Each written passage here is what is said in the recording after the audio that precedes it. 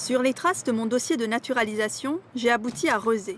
C'est dans cet immeuble de la banlieue de Nantes que l'administration décide qui devient français et qui reste étranger. J'ai découvert ici une véritable usine à fabriquer des Français. Les vies sont matérialisées en dossiers. Chaque individu est un numéro. L'objectif est de traiter 60 dossiers par semaine et par fonctionnaire. Tous les ans, on traite près de 70 000 dossiers de naturalisation par décret. Depuis 1995, les demandes ont presque doublé. Par manque de moyens et de personnel, un dossier qui arrive ici va directement à la cave pour y être stocké 1 an avant d'être examiné. C'est les dossiers qui ont été archivés. Oui, tout à fait. Et là, donc, les dossiers de 1999. Dans les archives, j'ai aussi retrouvé mon dossier, celui qui m'avait coûté tant de temps et d'efforts. Voilà.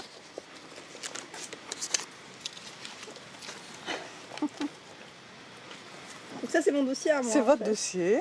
C'est ce que vous nous aviez renvoyé. Oui, c'était à l'époque, il y avait encore les droits de il y sceau. avait les droits de sceau. Loyalisme fiscal, rien à Voilà. Ça, c'est ce qui a été rempli par la préfecture, bon, bien je sûr. vais peut-être pas regarder, mais je n'ai jamais eu d'entretien, moi, de police. Hein. Ce qui m'étonne, c'est ça. Parce que je vois que tous les autres ont eu des entretiens à la police. Moi, jamais on m'a rien demandé à la police. Bon, peut-être que l'enquête s'était faite comme ça. De quelques... Sans Je ne que sais je pas. sache. Voilà. Le casier Voilà, ça, c'est judiciaire. votre casier judiciaire étranger. Voilà. Dans mon dossier, j'ai découvert que j'étais de bonne vie et mœurs et que j'avais été l'objet d'une enquête de la DST.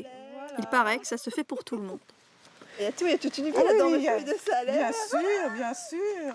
J'aurais aimé rencontrer la personne, le rédacteur, qui m'avait donné la nationalité, mais elle n'était pas là. À défaut, j'ai demandé à une de ses collègues qui donne vraiment la nationalité. La nationalité, c'est le ministre qui l'octroie, c'est l'État français. Donc, voilà. Mais c'est aussi vous, quelque part, qui l'octroyez. Oui, moi, je suis soumise à des règles que je suis censée appliquer, enfin, que j'applique dans le mieux possible. Maintenant, c'est vrai. C'est vrai qu'il y a des positions, des fois, qui nous semblent que nous, on ne prendrait pas. Mais bon, comme tout bon fonctionnaire, on est là pour appliquer les règles. Catherine, je peux te voir 2 secondes? Oui, bien sûr. De toute façon, le rédacteur ne fait que donner un avis. C'est le réviseur, un grade au-dessus, qui donne la décision définitive. Une responsabilité qui semble bien lourde à porter. J'ai une pièce là qui me manque et... Et finalement, la dernière personne à prendre la décision de la naturalisation, c'est vous. Ah non, pas du tout. Non.